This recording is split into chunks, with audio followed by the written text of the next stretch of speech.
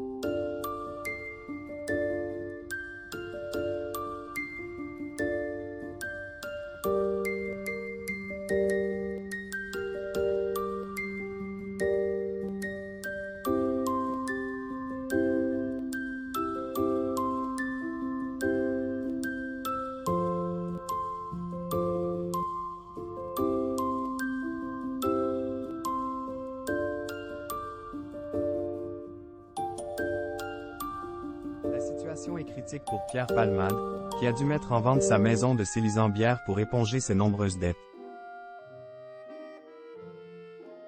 Dans les colonnes du nouveau numéro de Paris Match paru ce jeudi 20 avril, une photo du comédien a été publiée, marchant dans les jardins de l'hôpital Paul Brousse et entouré par 2 hommes de la sécurité.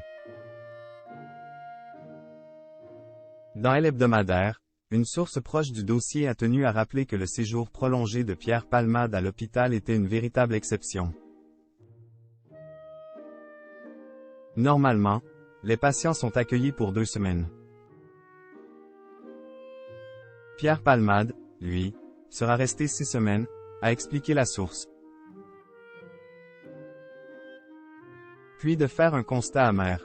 C'est un peu comme si les contribuables avaient payé sa cure de désintoxication. Si Pierre Palmade devrait sortir de l'hôpital le 24 avril, le chemin risque d'être encore très long pour lui, avant de retrouver un semblant de vie normale.